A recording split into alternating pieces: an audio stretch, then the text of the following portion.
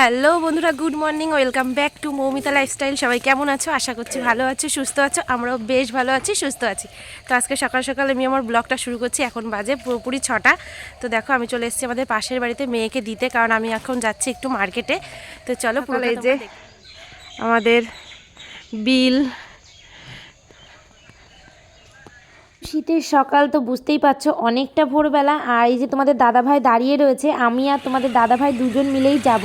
আর দেখতেই পাচ্ছ এই যে বাইক নিয়ে আমরা রওনাও হয়ে গেছি। এই শীতের সকালে একদম ভোরবেলাতে ঘুরতে কিন্তু ভালোই লাগে। পুরো ফাঁকা, মানে রাস্তাঘাট সম্পূর্ণ পুরো ফাঁকা, আর ঠান্ডা ঠান্ডা ওয়েদার, তো বুঝতেই পারছো খুবই ভালো লাগে।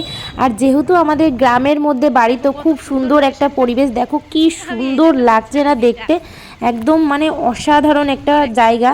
তো গ্রাম মানেই কিন্তু একদম সুন্দর একটা পরিবেশ, আকাশ বাতাস, খোলা হাওয়া, জল, নদী, এইসব দেখেই কিন্তু একদম মনটা ভরে যায়, এত সুন্দর দেখতে লাগে। তো আমি তোমাদের দাদাভাইকে বললাম যে চলো না আজকে একটু এই ভেতরের রাস্তাটা দিয়ে একটু ঘুরে আসি। তো বললো ঠিক আছে চলো যাই ঘুরে আসি। তো সেই জন্যই তোমাদের সাথে আর কি একটু শেয়ার করা হলো। তো দেখতেই পাচ্ছ আমাদের বাড়ির সামনে যেহেতু বিল, আর বিল তো আর ছোট হয় না, তো অনেক বড় বিল। তো তার সামনে দিয়ে যেহেতু ছোট ছোট ওই যে পুকুর টুকুরগুলো কাটা কাটা আছে, আর ওই পাশটাই হচ্ছে গিয়ে পুরো লম্বা বিল, আর অনেক বড় বিল যেহেতু, আর চারিপাশে অনেক চাষ টাস করা হয়।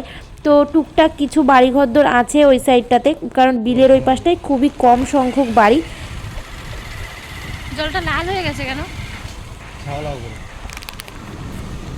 এখন যেখানেই যাও না কেন সবাই কিন্তু টিকটক বা ভিডিও নিয়েই ব্যস্ত। তো দেখতেই পাচ্ছ এই যে এই ভাইটা কিছু বাচ্চা কুচ্চা নিয়ে একটু ভিডিও শ্যুট করছিল, তো আমাদের দেখে একটু আর কি হেসে ফেলেছে। আজ যে আমাদের বাড়ির সামনের পরিবেশটা তোমাদের সামনে তুলে ধরতে পেরেছি, আমার কিন্তু খুবই ভালো লাগছে।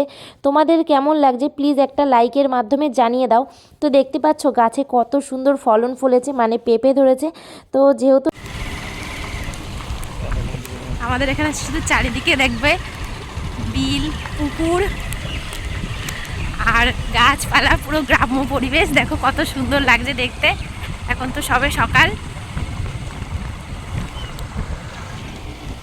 এগুলো যেহেতু চাষের জমি, তো এখানে ধান চাষ করা হয়েছিল, সেই ধানগুলো আর কি কেটে নিয়েছে, তো সেই জন্য মাঠটা আর কি পরিষ্কার। তারপর দেখো চলে এসেছিলাম আমরা হাবড়াতে কিছু কেনাকাটা করতে আর কি দোকানের জন্য। তো একটু গরমা গরম ঠান্ডার মধ্যে একটু চা খেয়ে নিলাম। তো চাটা প্রথমে খেতে চাইনি, তো তোমাদের দাদাভাই বললো, তো আমি সেই জন্যই আর কি চাটা খেলাম। আর দুধ চা খেতে আমার বেশ ভালোই লাগে। তারপর কেনাকাটা আমার সমস্ত কিছু হয়েও গেছে, আর এই দেখো বাড়িতে চলে এসেছি। ছেলে এখন রেডি সেডি হয়ে দাঁড়িয়ে আছে বাজারে যাবে বলে। যাও যাও বাজারে যাও। ব্যাগ নিয়েছো? তোমাকে বাজারে ব্যাগ নিতে বললো না? তাহলে ব্যাগটা নিয়ে যাও নাকি? তোদের তোদের ভিডিও এই চল যাও।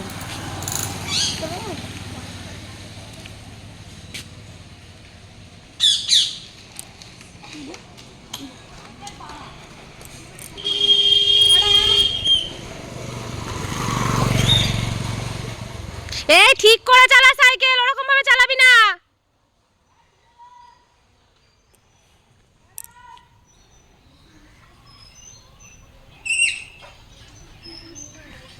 ওদিকে বাজারে চলে গেল, আর এদিকে দেখো যেই কাজটা আমি জীবনে কখনো করিনি সেই কাজটা এইবার এই বছর এই যে প্রথম আমার বিয়ের পর এই যে আমি হাত লাগানো শুরু করেছি, মানে পাটকাঠি আর কি।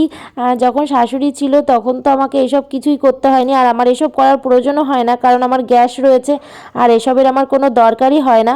কিন্তু এই বছর অনেকগুলো পাটকাঠি আর কি আমাদের তো বাড়িতে যেহেতু টুকটাক চাষবাস করা হয়, তো এনেছিল।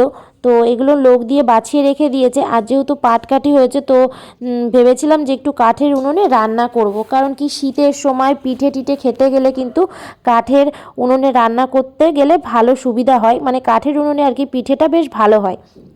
আর যাই হোক, তো আমার শ্বশুর বেশ কিছু পাটকাঠি বেছে রেখেছে, আর এইগুলো সামনে রেখেছে বলে আমি একটু রাগারাগি করছিলাম যে কেন এই পাটকাঠিগুলো সামনে রেখেছো।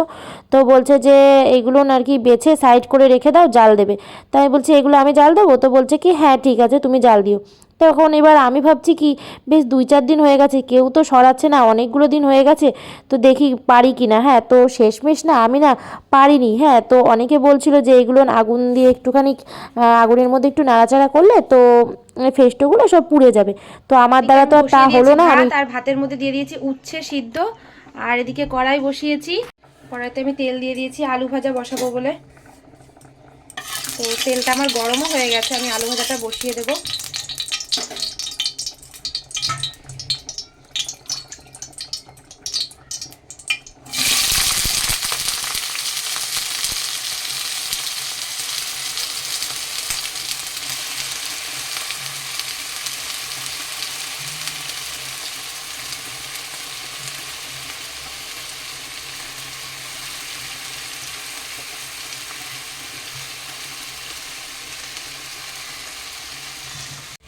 তো দেখো আলুটা আমি ভাজা করে নিচ্ছি, আর ওদিকে কেটে রেখে দিয়েছি বেগুন। তো বেগুনটাও আমি ভাজা করে নেব, আগে আলুটা ভাজা করে নিই।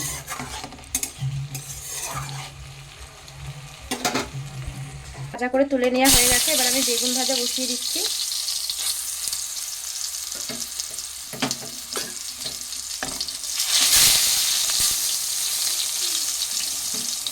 বেগুনটাতে আমি আগেই লবণ আর হলুদ মাখিয়ে রেখে দিয়েছিলাম।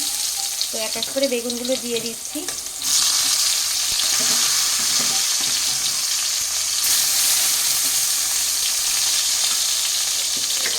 বেগুনটা দিয়ে আমি একটুখানি ঢাকা দিয়ে দিলাম। দেখো এই যে খয়রা মাছ নিয়ে এসছে, তো খয়রা মাছগুলো ভাজা বসিয়ে দিয়েছি। তো 5 পিস মাছ নিয়ে এসছে, আস্তই রেখে দিয়েছি মাছগুলো। এই যে দেখো, এই যেখানের মধ্যে রয়েছে দুটো, আর এই যেখানে ভাজা করছি মাছ। দেখো এই যে 1 পিস ভাজা হয়ে গেছে, আর একটা পিস ভাজতে দিয়েছি উল্টে। আর বেগুন আলু কেটেছি, আর আলু কেটেছি, একটা টমেটো রেখেছি, এইটা দিয়েই আর কি মাছটা করব। দিয়েছি, তেলটা আমার গরম হয়ে গেছে। আর এই যে মৌলা মাছের মধ্যে আমি লবণ হলুদ মাখিয়ে রেখেছি, মাছটা ভেজে নেব। আর এই মাছের ঝাল করব।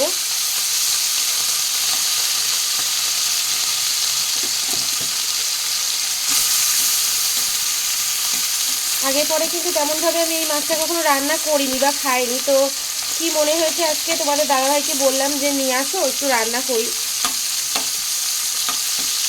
আসলে বেশিরভাগ তো এই রুই কাতলা এইসবই আনা হয়, বা তেলাপিয়া চিংড়ি ইলিশ এইগুলোরই না সবসময়ের জন্য খাওয়া হয় আমাদের। তো এইসব মাছগুলোর আর আনা হয় না, তো সেই জন্যই আর কি খাওয়াটা হয় না। তো রান্না বান্না তো আমার হয়েই গেছে, এখন আমি চলে এসেছি ছাদে। তো দেখো আমাদের ছাদে বেশ কিছু সবজি হয়েছে, কিন্তু সেগুলো তোমাদের সাথে আবার চলে আসলাম একটু শেয়ার করতে। তো সকালবেলা দেখতে পারলে উচ্ছে সিদ্ধ দিয়েছিলাম, তো এখান থেকেই কিন্তু উচ্ছে তুলে নিয়ে গেছিলাম। তখন যেহেতু তাড়াতাড়ি ছিল, তো তখন তোমাদেরকে শেয়ার করতে পারিনি, একটা দুটো উচ্ছে তুলে নিয়ে চলে গেছিলাম। তো এখন আবার চলে এসেছি, দেখো এই যে উচ্ছে, কাঁচা লঙ্কা, তারপরে বেগুন, বেশ অনেক কিছুই হয়েছে। আর যেহেতু ছাদের পরে না অনেকটা কম আসা হয়, একদম 3তলার উপরে যেহেতু অতটা সবসময় আসা হয় না। তো দেখতেই পাচ্ছ খুব সুন্দর ফসলগুলো যখন হয় না সবজিগুলো, তখন কিন্তু নিজেরও ভালো লাগে যে নিজেদের বাড়ির কোনো গাছ থেকে কোনো কিছু মানে তুলে খাওয়াটা খুবই একটা ভালো লাগে। দেখতে পাচ্ছ কী সুন্দর লঙ্কাগুলো হয়েছে গাছে। বিশেষ করে কিন্তু এই লঙ্কাগুলো দেখতে খুবই ভালো লাগছিলো, একদম গাছগুলো ভরে ভরে হয়েছিল লঙ্কা। আর পুঁইশাক গাছ আছে, এই দেখো অনেকগুলো পুঁইশাক গাছ আছে। তো আর বেগুন হয়েছে, ছোট ছোট বেশ অনেক বেগুন হয়েছে।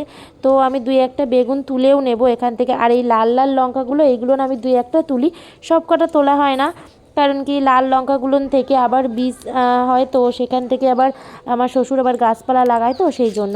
তো দেখতে পাচ্ছ এই দেখো বেগুন হয়েছে, বেশ ছোট ছোট বেগুনগুলো, আর একদম কচি বেগুন, তো খেতে কিন্তু খুবই ভালো লাগে।